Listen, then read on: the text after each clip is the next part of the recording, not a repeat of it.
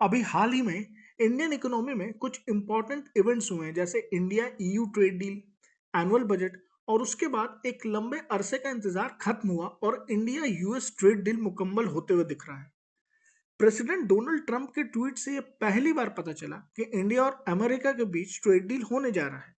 तो आज इसी टॉपिक पर हम चर्चा करेंगे और बिल्कुल अनबायस्ड होकर देखेंगे कि इस डील से भारत को क्या क्या फायदे हैं, अमेरिका की इकोनॉमी के लिए कैसे अच्छा है, क्या सच में ये डील एक कॉम्प्रोमाइज है, क्या इंडियन फार्मर्स खतरे में हैं, या एप्स्टीन फाइल की जड़ें इतनी मजबूत हैं कि रातों रात इंडिया यूएस ट्रेड डील हो गया। तो आइए इसे एक एक करके देखते हैं। तो होता यह है कि 2 फेब 2026 को शाम में डोनाल्ड ट्रंप का ट्वीट आता है। उसमें डोनाल्ड ट्रंप अनाउंस करते हैं इंडिया यूएस ट्रेड डील के बारे में, और ये भी बताते हैं कि यूएस इंडिया के ऊपर जो मार्केट बैरियर्स लगा कर रखा है उसे कम करेगा। इस ट्वीट में उन्होंने ये भी बताया कि यूएसए इंडिया के ऊपर जो टैरिफ लगा रखा है उसको घटाकर 50% से 18% कर देगा अगर इंडिया रशियन ऑयल खरीदना बंद कर देता है तो। आज इंडिया और US bilateral trade 190 billion US dollar से ज्यादा हो चुका है और अगला टारगेट है 500 बिलियन यूएस डॉलर्स का। इसका मतलब सिर्फ ट्रेड नहीं है, technology transfer, defence cooperation, semiconductor manufacturing, clean energy, supply chain security. तो अब सिर्फ ये एक इकोनॉमिक पार्टनरशिप नहीं रहा बल्कि स्ट्रैटेजिक पार्टनरशिप बन चुका है। इंडिया को इस इकोनॉमिक डिप्लोमेसी से क्या फायदा हो रहा है? तो देखिए, इंडिया को मैन्युफैक्चरिंग बूम मिलेगा, मेक इन इंडिया को ग्लोबल पुश मिलेगा। एप्पल, माइक्रोन, बोइंग जैसे जाइंट्स इंडिया में मैन्युफैक्चरिंग और इन्वेस्टमेंट करेंगे, जॉब क्रिएट होगा, टेक्नोलॉजी ट्रांसफर होगी, एक्सपोर्ट में ग्रोथ मिलेगा, और सबसे खास एमएसएमई सेक्टर को बहुत बूस्ट मिलेगा। इंडिया और यूएस मिलकर चिप मैन्युफैक्चरिंग इकोसिस्टम डेवलप करेंगे। अब देखिए, आज जो चिप्स है ना, वो फ्यूचर का वॉइल है। इससे इंडिया हाईटेक इकोनॉमी में एंट्री लेगा, इंडिया की स्ट्रैटेजिक ऑटोनॉमी बढ़ेगी और सप्लाई चेन में सिक्योरिटी मिलेगा।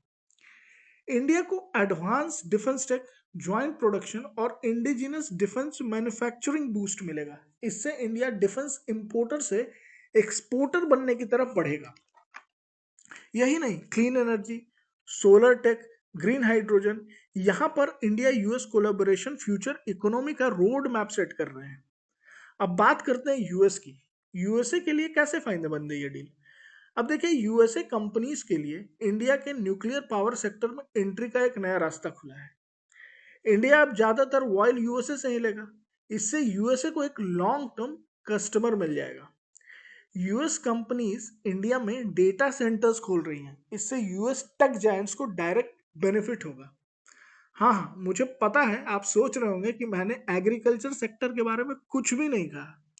तो देखिए, हाँ, ये बात सही है कि इंडिया ने इस ट्रेड डील में अपने एग्रीकल्चर सेक्टर को यूएस के लिए खोल दिया है, पर यूएस को quota based limited access access ही मिला है कुछ एग्री कमोडिटीज पर, जैसे कॉटन, पल्सेस, चेस्टनट्स और प्याज के ऊपर। सरकार लगातार इस बात को कहते आ रही है कि किसानों के वेलफेयर को किसी भी तरीके से कॉम्प्रोमाइज नहीं किया गया है, और ना ही अभी तक किसानों के द्वारा बहुत लार्ज स्केल में प्रोटेस्ट देखने को मिला है। तो ये माना जा सकता है कि शायद ये ट्रेड डील में किसानों के हित को कॉम्प्रोमाइज नहीं किया गया। अब देखिए, एग्रीकल्चर सेक्टर बहुत ही सेंसिटिव सेक्टर है। ये एक ऐसा सेक्टर है जो सरकार की कुर्सी को भी खतरे में ला दे।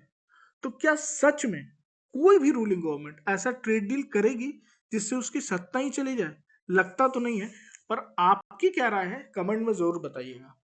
अब सोशल मीडिया पर कुछ लोग कह रहे हैं India US trade deal Epstein file की वजह से हो रहा है। देखिए, इंडिया यूएस स्ट्रैटेजिक पार्टनरशिप आज से नहीं बल्कि 2016 से चल रही है। डिफेंस टेक एग्रीमेंट 2018-20 में साइन हुआ। एप्स्टीन फाइल जो है, ये अभी रीसेंट डिस्कशन है। तो ये तो क्लियर है कि ये लॉन्ग टर्म प्लानिंग का रिजल्ट है, कोई सडन प्रेशर डील नहीं है। आप खुद सोचिए ना, कोई सॉवरन नेशन 500 बिलियन डॉलर की डील एक फाइल के बेस पर कर लेगा? तो मुझे तो लगता है कि ये एक सोशल मीडिया मैनिपुलेशन ही है। अब लोगों का ये भी मानना है कि अगर इंडिया रसिया से ऑयल लेना बंद कर देता है तो इसका सीधा असर इंडिया के ऊपर पड़ेगा, इंडिया के इकोनॉमी पर पड़ेगा। और शायद ये बात सच भी है, क्योंकि अगर इंडिया रसिया से ऑयल नहीं लेता है तो कहाँ से लेगा? सऊदी अरेबिया से, इराक से, यूएई से, यूएसए से, और ये सब रसिया से महंगा ऑयल देते हैं। अब थोड़ा इसके गणित को समझिए। अगर इंडिया कहीं और से ऑयल लेता है तो वो इंडिया को $6 से $10 प्रति बैरल ऑयल महंगा मिलेगा। तो एक्स्ट्रा कॉस्ट जो आता है वो लगभग लगभग $6 से 10 बैरल का आ जाता है। अब इंडिया हर दिन रसिया से लगभग लगभग 20 लाख बैरल ऑयल इंपोर्ट करवाता है। तो डेली का जो एक्स्ट्रा कॉस्ट निकल के आता है वो है $12 से $20 मिलियन का। यानी ईयरली लॉस अगर देखा जाए तो 38,000 करोड़ का से 60,000 करोड़ का ईयरली लॉस है। अब इससे क्या होगा? इससे पेट्रोल प्राइस बढ़ जाएगा और डीजल के प्राइस 5 से 10 रुपए बढ़ जाएंगे, महंगाई बढ़ेगी, रुपीस कमजोर होगा, ट्रेड डेफिसिट बढ़ेगा। लेकिन वहीं दूसरी तरफ इंडिया यूएस ट्रेड डील से एस्टिमेटेड गेन जो है वो लगभग लगभग 1.3 टू 1.6 लाख करोड़ का है एवरी ईयर। तो इसीलिए इसको भी एक स्ट्रैटेजिक डिसीजन माना जा सकता है। शॉर्ट टर्म लॉस एक्सेप्ट करके एक लॉन्ग टर्म ग्रोथ का बेट लगाया जा रहा है। इस ट्रेड डील से जियो पॉलिटिकल शिफ्ट भी मिलेगा, जैसे चाइना +1 स्ट्रैटेजी।